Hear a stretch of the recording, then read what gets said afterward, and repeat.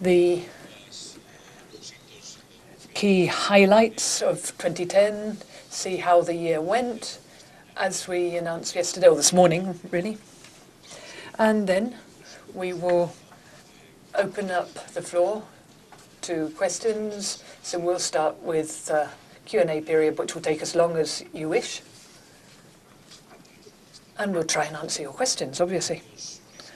The key highlights for 2010, despite the fact that I think you know them only too well as members of the community of investors and analysts, because they've been pretty significant milestones along the way, along the history of our company. I'd say mainly there were 4 key ones, though. First of all, as you'll all remember, we had the presentation of our strategy plan. And the timing, it looked as though we'd done it on purpose. After our presentation of the strategy plan, everything went wrong in the most surprising manner, or significant manner, we could say. So we started with the sovereign debt crisis as of March last year, and that had real consequences for the credibility and the reluctance that some international investors had to invest in the Spanish market. And having said that, nearly 1 year later, we can say that we have, in ACCIONA at least, overcome the main risks entailed by that crisis, where we were able to fund all of our projects, the Greenfield Projects, that is, with the backdrop that we had. Actually, we were able to do it surprisingly well. And I think it makes sense, really, because I think that the banks and the investors and the international financial institutions have tended to try to find projects that fit into the profile that we were putting out to the market. Basically, greenfield projects with certain risk parameters and a very clear-cut, transparent profile that everybody could understand quite easily. And that meant that we could fund all of our projects without too many problems. Moreover, the main highlight in corporate finance, which matured, or which matures, in June 2011, we think that that is now in a situation where we can say that we've pretty well concluded all the details of the agreement. It's gone through the committee of all the lenders, who said that they are interested in inviting us to refund the 1.5 billion. In fact, we are oversubscribed. Well, at the moment, the subscription covers 100%, and that's gone through the committee. Well, Juan will talk about that more later. And we've got oversubscription with about 1.4 times full subscription of what we need for borrowing, our borrowing requirements. So we've got about 1.9 billion already, over 1.4, which is what we actually need for the refinancing package. The second main highlight for 2010, as you all know, was a situation of some uncertainty regarding regulation of renewable energies here in Spain.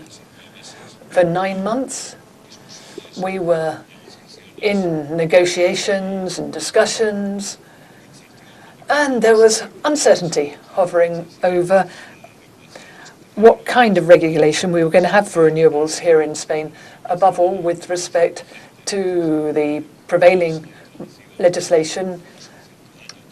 And I must say some damage was done when the possibility came up that the new legislation would be retroactive.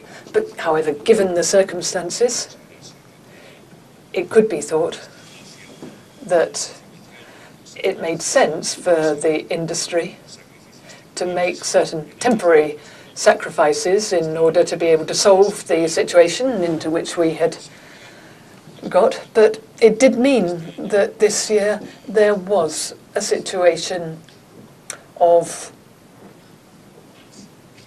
well, a certain degree of risk perceived by the markets, but it's all concluded now, as you know. We've now got the regulations enacted on the technologies that affect us anyway. Basically, wind energy and concentrated thermal power.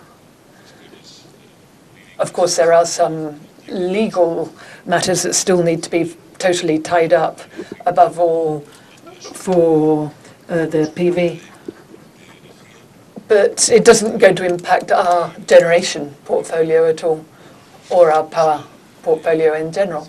And I think that the whole process is such that, of course, there are some sacrifices that we've already made, and we believe that we will have to go on making over the next 2 or 3 years.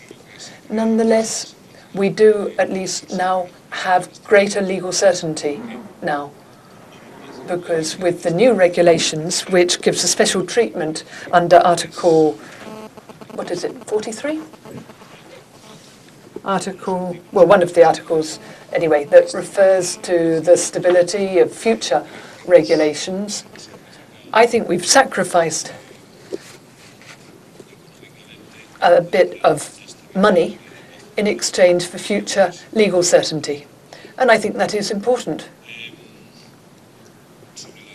With respect then to the future regulation for new facilities, I can't really say much, because I really don't know what will happen, and I don't know what the government's plans are in this respect, as you know. There's a lot of political debate going on about this. They're talking about auctions. I'm not quite sure how such auctions would really work, but they're talking about those kinds of auctions for new facilities, and we'll have to see what happens over the next few months, because it's quite urgent, really, to get the regulation enacted so that we know what we should expect and how to do our planning. The situation of ACCIONA in renewables in general has been, well, we've started to sign bilateral agreements with big customers, and that's a real milestone. It's important because we didn't really have the experience. Well, we hadn't signed any big contracts until last year. Last year, we managed some big customers at IF, ACCIONA, and other big customers, reaching the limits of our future sales, which is about 30% of our total output. And what is really relevant is that it's now proven, I think, to the market, and we're seeing this every day increasingly, that customers are more and more interested in signing bilateral agreements. Naturally, when the price is right. And talking about price, I think society and customers realize what it means to have renewable energies and are willing to pay for it. But at the moment, at the same price, there's a preference for renewable sources. And we're beginning to see that preference increasingly amongst customers. And I must say, it's something I was waiting to happen, because it's happened in a lot of countries. It's not as if Spain is different, but now we're beginning to see tangible results of that new awareness. And then the austerity program in the central government and in the regional governments with respect to spending, that's had an impact on infrastructures. We've had a lot of things delayed, some public projects, up to 560 million, I think, we've been impacted. I think we were probably had the biggest hit from those cutbacks. However, with international portfolio, we've managed to make up for that. Our backlog, our international backlog, covers a lot of that cutback in Spanish orders. So if we look at what has already come out, with the beginning of international exposure of the kind that the Spanish construction companies aspire to, we've already reached about 40–50% international exposure. And naturally, as everyone knows, that does mean that when you're starting off, you have higher structural costs as well as your promotion costs and development costs in order to build up your backlog. And that has an impact on EBITDA. It has an opposite effect, it's positive. This kind of project is something that we aspire to do, and we have been doing so far, with positive cash flow generation. So we have a positive working capital. So it can have a negative impact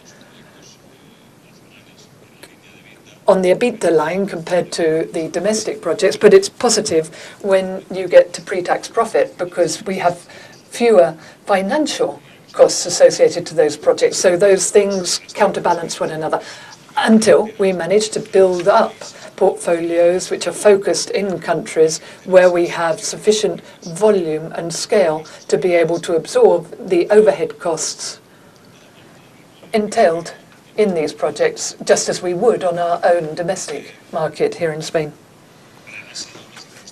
Something else happened, and that's probably essential to understand how we managed to build up our international portfolio, and that was being able to move our technical teams, and we couldn't really do that until we began to cut back our activity in Spain. We just didn't have enough movable human capital from Spain. But now, luckily, we do have surplus human talent here, which we can now move out to big infrastructure projects with a high degree of technical complexity, which require our experts to move out of Spain and to be there on site in these other places. We weren't able to do that in the past, it was a problem, but now we feel much more comfortable about these projects because we can have our people there on site.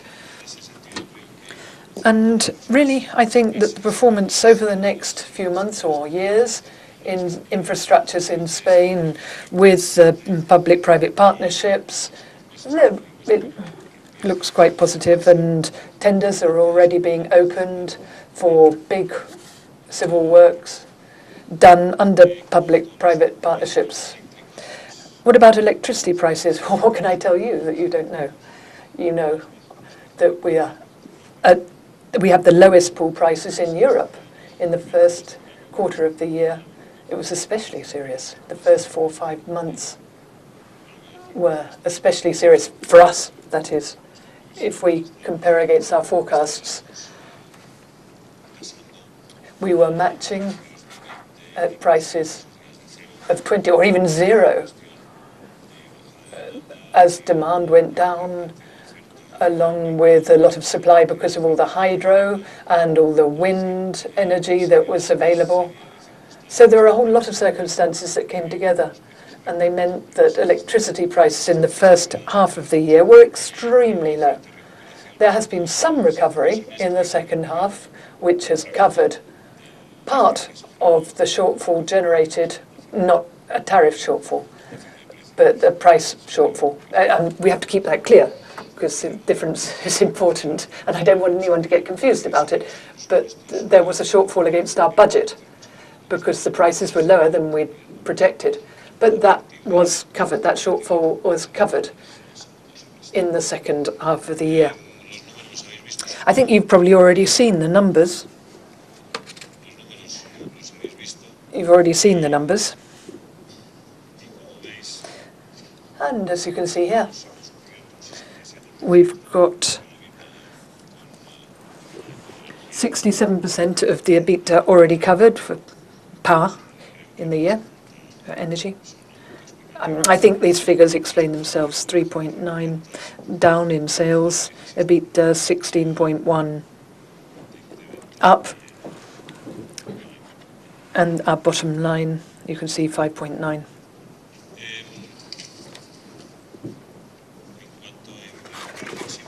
What about CapEx?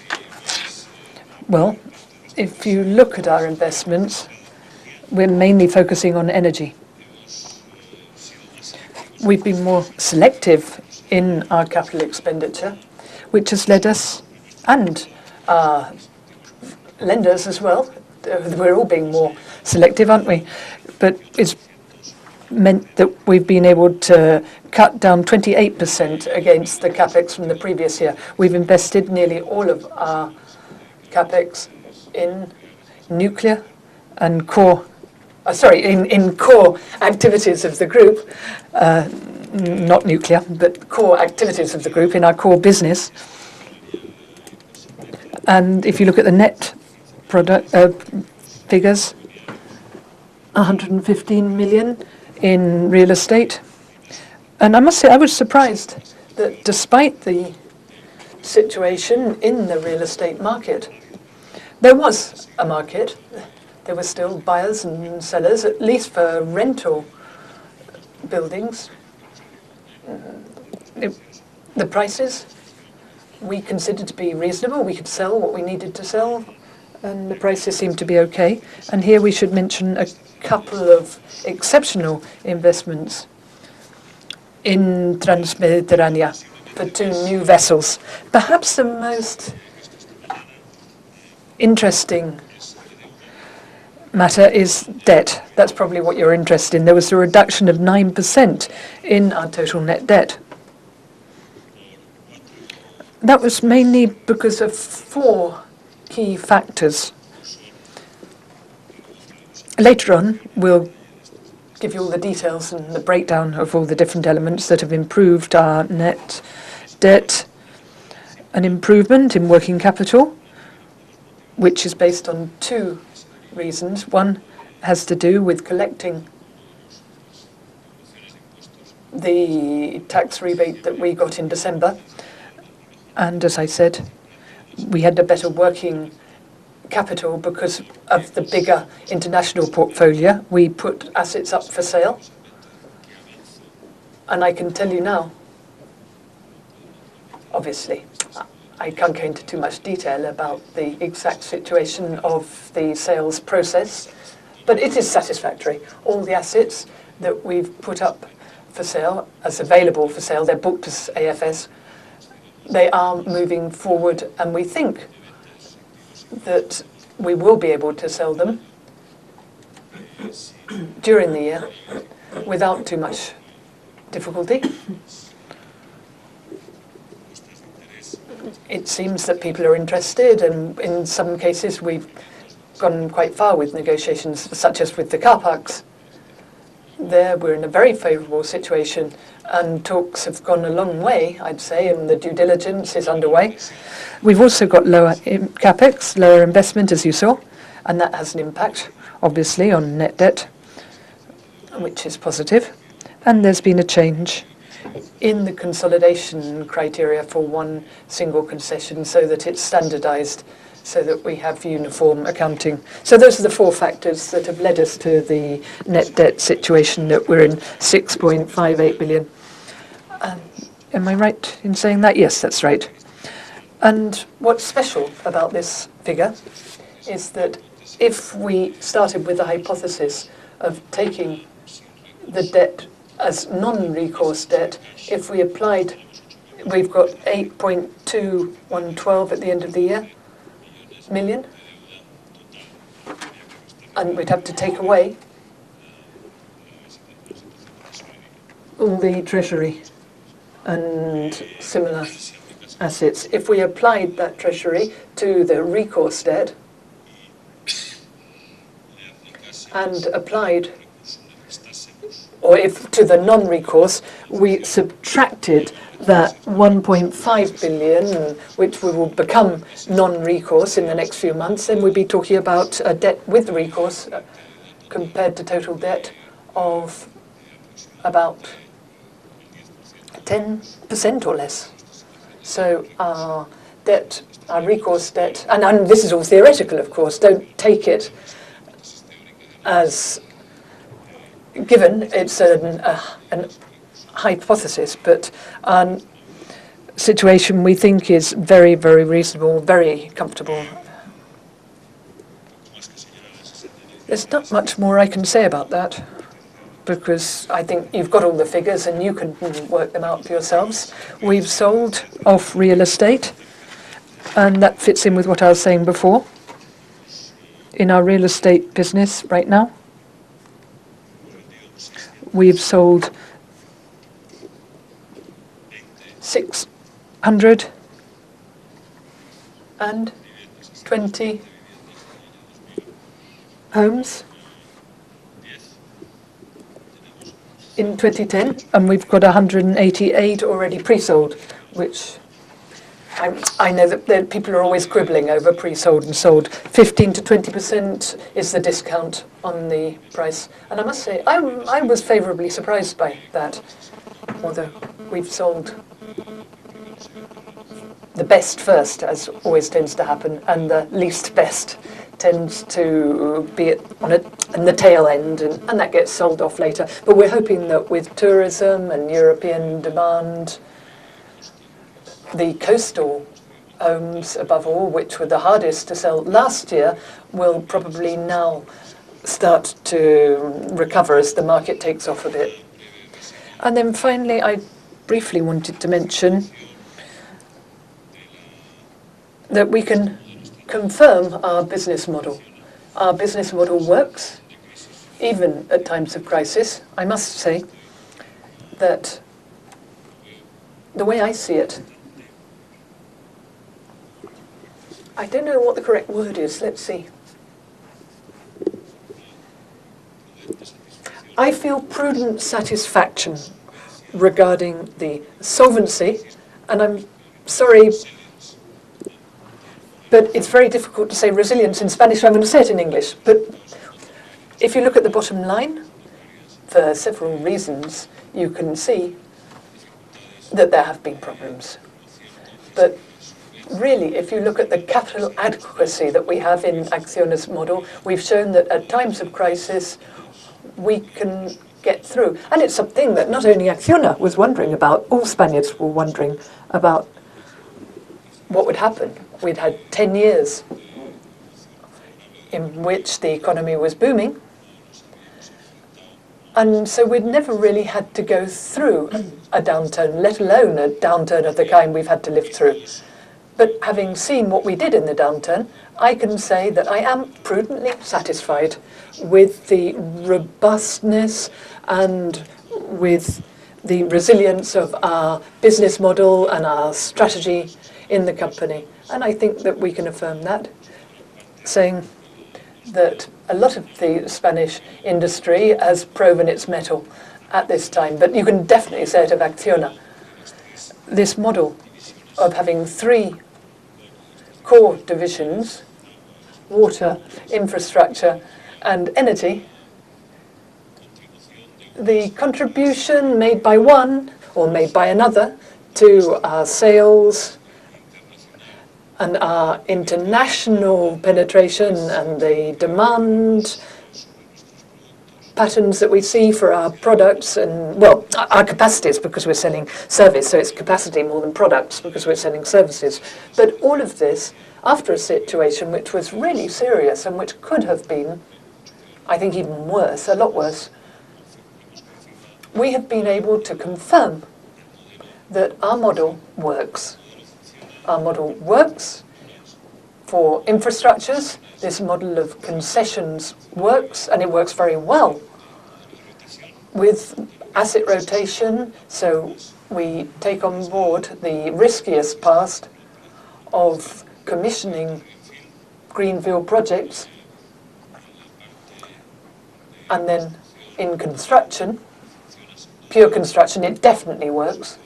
As you can see, we're increasing. Once we've got the resources and the availability of human resources, we can grow.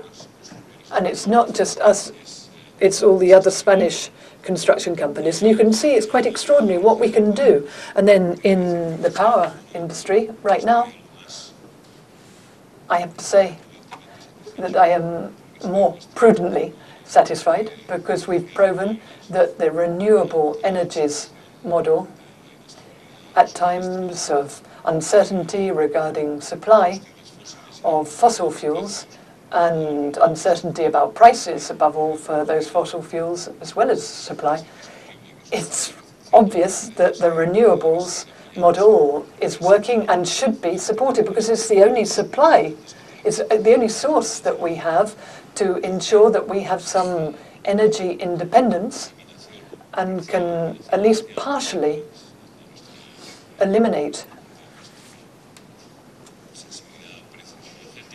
the risk of dependence on external pricing models. We can't go any further.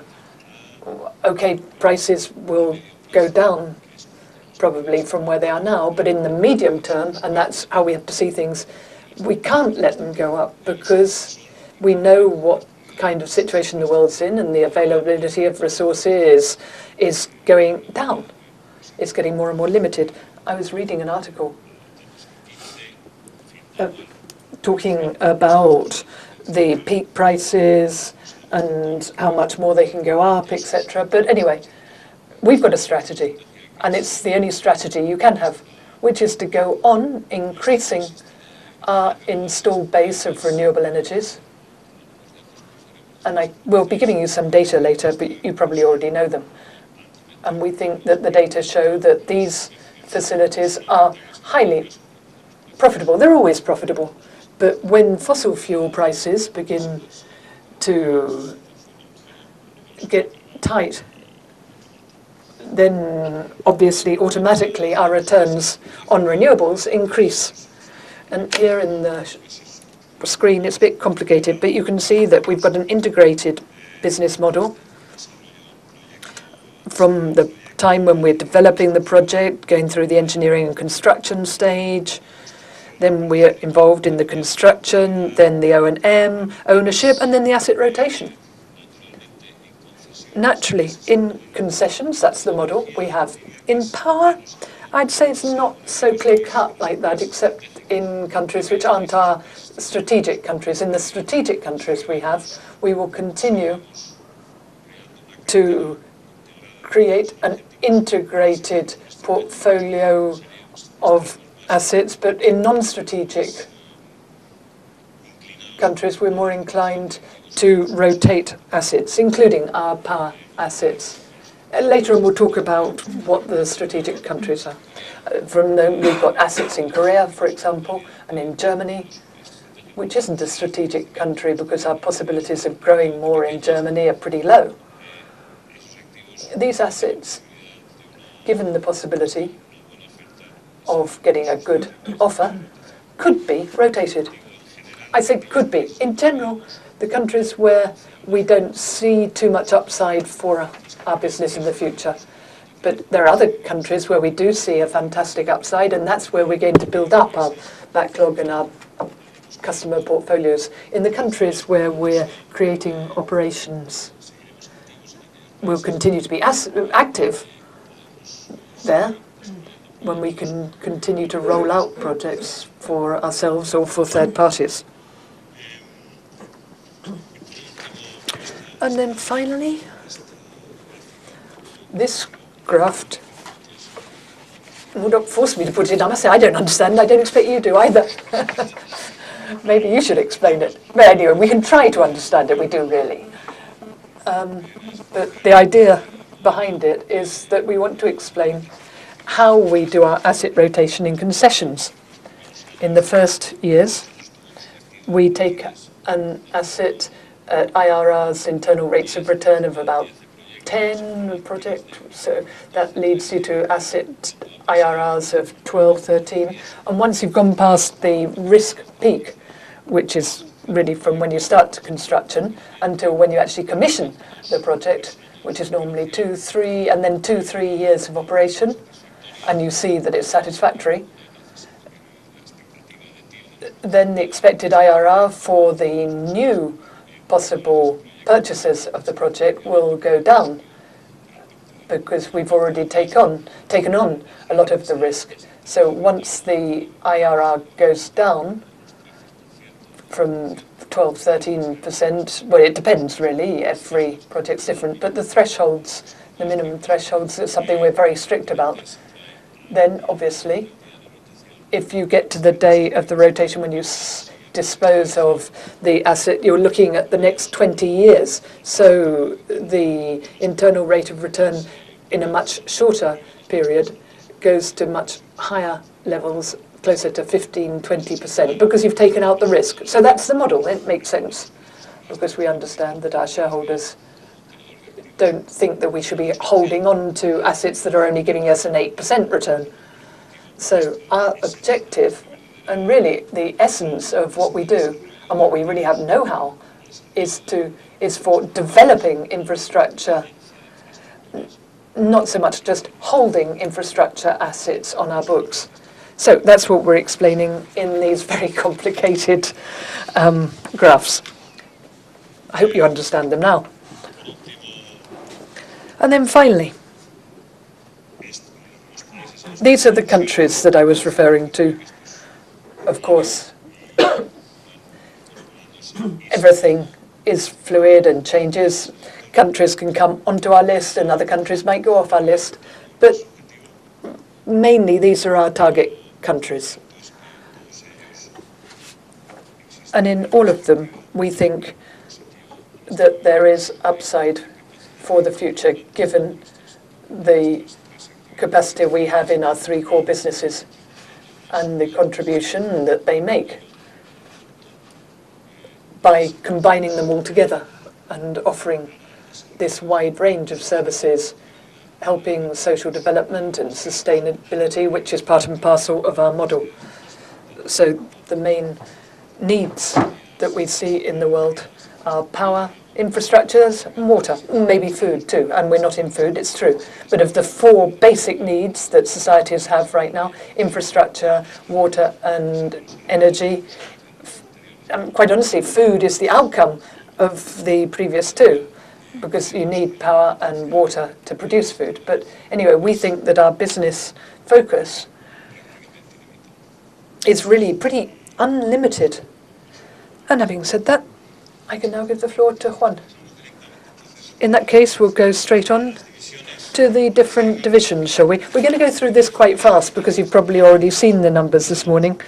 Maybe we can stop and talk about anything that we can give you new information on, or which is structured differently. So let's start with energy.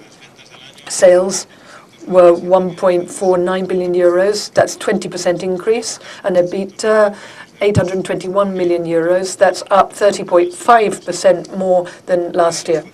The main factors driving this growth in energy was the increase in output and capacity.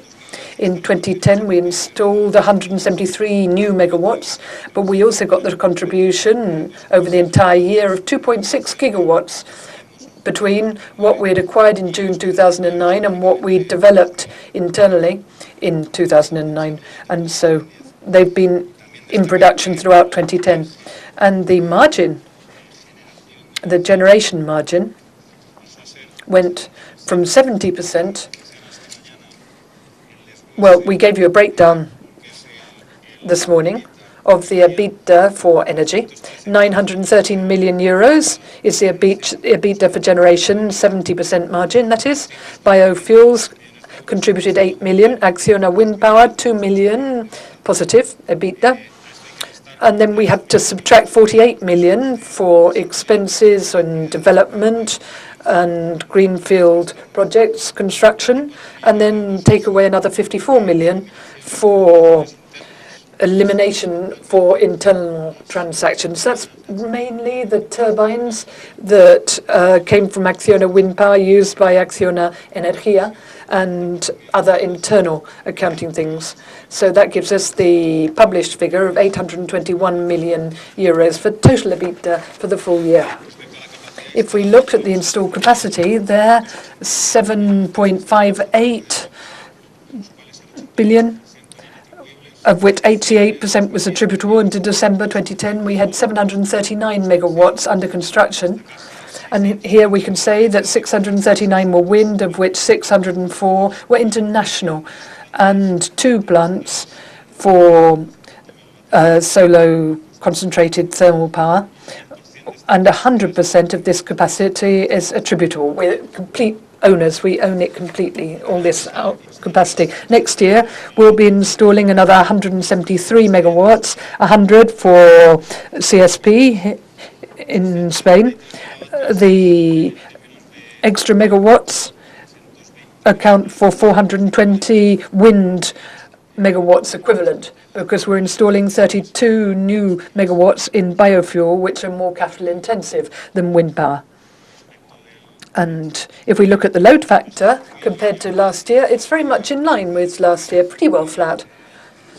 Here in Spain, it was slightly higher, but this offset was offset by the international load factor, with more wind power here in Spain, which helped to grow production. Output in 2010 went up 39%, 28% was in wind, and 94% in other technologies, because of the factors I mentioned before. The development of megawatts in 2010 and the acquisition in 2009, which contributed to all of the full year 2010, and then the extra installed capacity in 2010.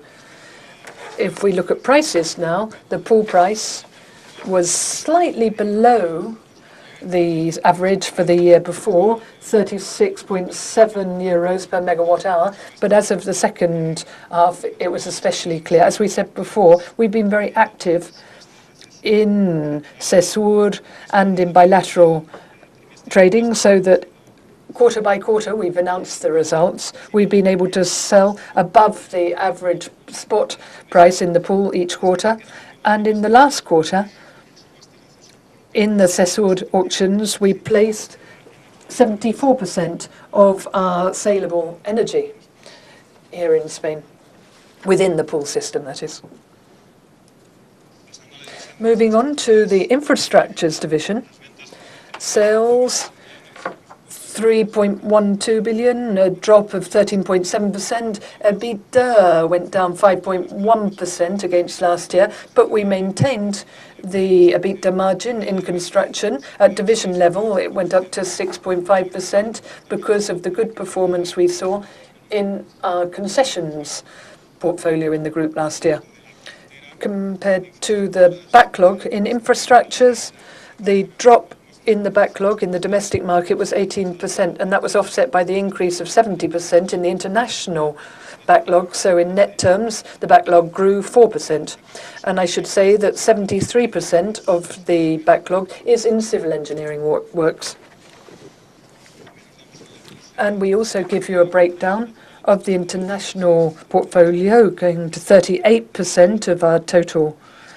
And we're very much focusing on few countries which we think are stable, where regulation in concessions for infrastructures is very clear-cut. In Europe, above all in Poland, and then in Canada, where we've got 28% of the backlog.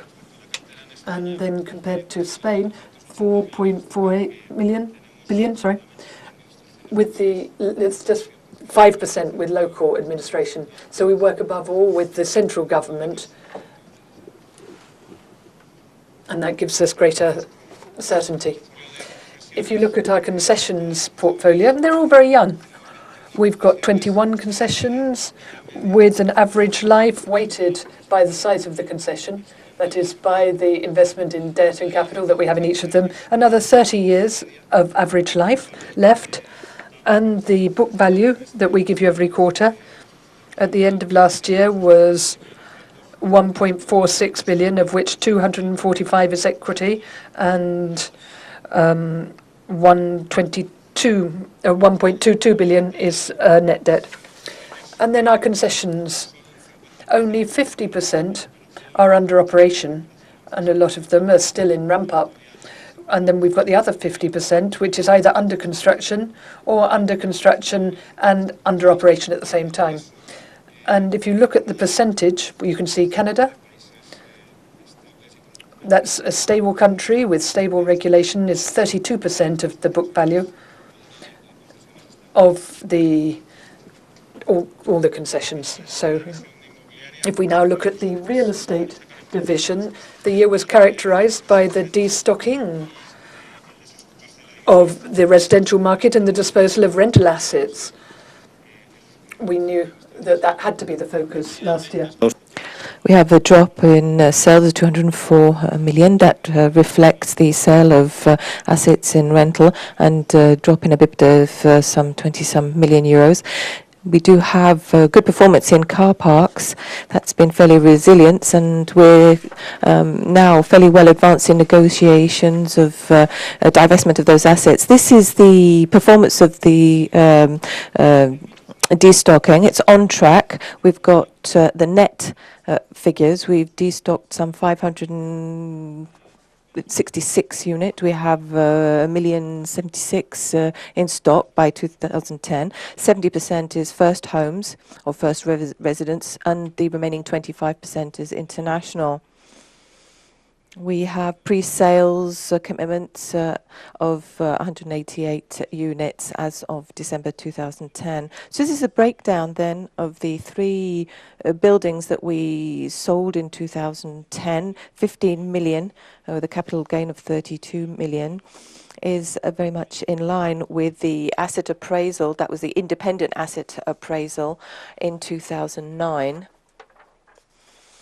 In regards to the appraisal in 2010, the gross asset value here includes 162 in capital gains, and compared to the previous year's figures, excluding the sales and those assets outside the perimeter, was 2.29 million in December 2009, and a capital gain of 183. So you can see 12% of the gross asset value is in the international markets, mainly Poland and Mexico.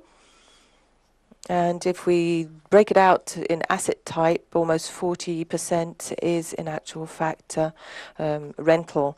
The car park business here is not included in that 1.929 billion. Moving on now to the water and environment service. Good performance in water. Sales 732 million, in line with last year. EBITDA of 0.4%. The 9.9. We've got very good performance in EBITDA terms for water. Sales for water are about 50%.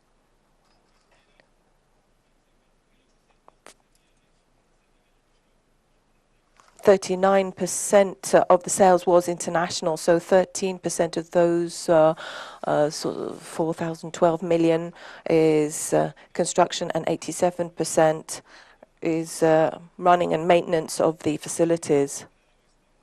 The water backlog is focused very much in two countries, Mexico and Australia, that represent about 65%, in fact, of the whole backlog. With regards services and other business, logistics and transport, so we're talking 777 million euros in sales, the EBITDA of 74 million euros. That's a drop of 14%. That's due mainly to two things. Operations were weaker than in 2009 due to Tangermet, port in north Morocco, and the problems that has given rise to, and the number of flights that were operated that also affected the handling business. In other business, a strong increase From Bestinver, we've seen a contribution of 46 million euros, which is an increase in revenues of some 48%, and Bestinver is now at 5,370 some million in December 2010. So before we open the floor for questions, if you'd allow me to just give you some data about financing and assets up for sale according to the balance for 2010. We have two sets of assets. On the one hand, real estate assets, the car park business, the parking assets. Those negotiations are doing very well, and offices and a shopping centre. Then we have 5 infrastructure concessions up for sale. 2 of those are in Chile, Américo Vespucio and Litoral Central. There we have 50% in both cases. Then the Viñedos Highway in Spain, another asset in Mexico. In fact, 2 assets in Mexico. So as we said before, we're currently in negotiation to appraise the value of those assets with potential buyers. We also have a potential reconciliation of the 2010 impact of what would have been the debt at close of business had we taken into consideration and accounted in the same way as our partner. Closure would have been 7.5 billion some euros. The impact of those disposed assets and standardization of accounting would be 9.7 billion euros. Sorry, 979 million euros, and the closing figure was in actual fact 6.58 million. So we've multiplied our EBITDA by 6.4, and if we exclude the debt that doesn't generate EBITDA because those are assets in development or under construction, our ratio would have been 1.5 times to 4.3 times EBITDA in 2010, December 2010. On the next slide, what we're highlighting here is the only refinancing, the 1.5 billion euros. We have credit loans of up to 1.6 billion out to 2010. Those are the credit facilities, and since the last quarter, we can say that the due diligence has been completed. We've selected the group of lenders who will be refinancing that, and that will be executed hopefully in March.